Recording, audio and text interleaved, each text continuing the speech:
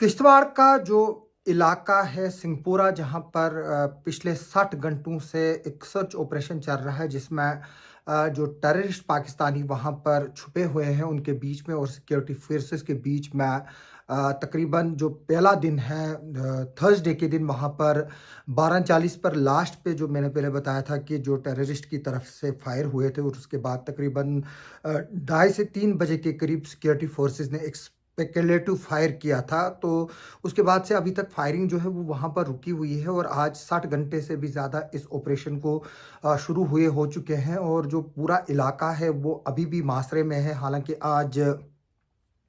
थोड़ी सी बारिश हुई और उसकी वजह से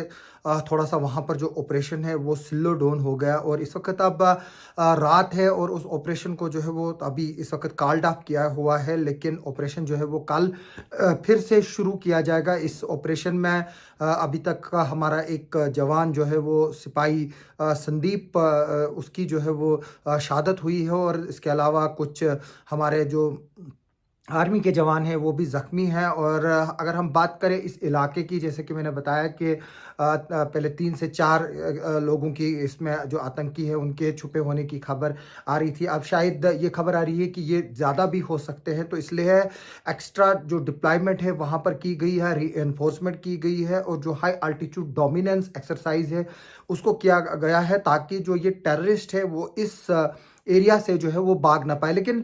लोगों को लगता है कि ये एरिया जो है वो एक आसान एरिया है, लेकिन ये इतना आसान नहीं है। ये तकरीबन 20 किलोमीटर का डेंसली फॉरेस्टेड एरिया है, जिसमें जैसे मैंने पहले भी बताया था कि जो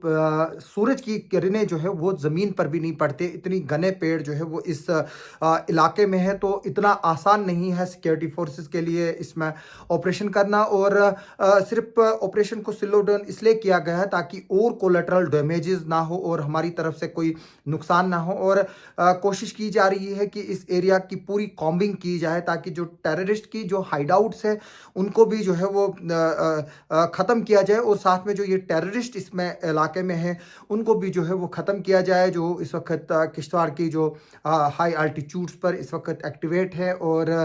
यहाँ पर इस फिराक में है कि यहाँ पर किसी तरह की बड़ी वारदात को अंजाम दे। जिस तरह से हमने देखा था कि किस तरह से 22 अप्रैल को पहलगाम में एक दर्दनाक हादसा हुआ, जिसमें आतंकियों ने चुन चुन कर लोगों को जो है वो मारा, और उनसे जो रिपोर्ट्स आई है मज़हब के बेसिस पर जो है वो उनको आइडेंटिफिकेशन करके जो है वो मारा गया। वहीं दूसरी तरफ से जो वहाँ का एक लोकल था, उसने जो है वो उनकी मदद की और उनसे बचाने की टूरिस्टों को कोशिश की, और वो उसमें खुद जो है वो अपनी जान गंवा बैठा। उसके बाद पूरा जम्मू कश्मीर, पूरा देश जो है वो एक साथ उस इंसिडेंट के खिलाफ हुआ, और फिर हमने देखा कि 7 मई को किस तरह से ऑपरेशन सिंदूर हुआ, और उसमें टेरर कैंप्स को टारगेट किया गया। पहले ये इंफॉर्मेशन आ रही थी कि 100 के करीब टेररिस्ट उसमें मारे गए, लेकिन अब 170 की डिटेल्स आ रही है कि 170 के करीब उसमें जो ट्रेन टेररिस्ट थे और जो हो रहे थे नए टेररिस्ट ट्रेन, वो जो है उसमें मरे हैं। अभी जिस तरह से हम बात कर रहे हैं, संगपुरा का जो ऑपरेशन है वो जारी है, और आर्मी, पुलिस, सीआरपीएफ, एसओजी तमाम के तमाम लोग जो है इस वक्त वहाँ पर स्टेशनड है। सीनियर पुलिस ऑफिशियल्स वहाँ पर स्टेशन से एक्स्ट्रा डिप्लॉयमेंट जो है वो वहाँ पर की गई है, ताकि जो टेररिस्ट है वो उस इलाके से जो है वो भाग के ना निकले। तो हम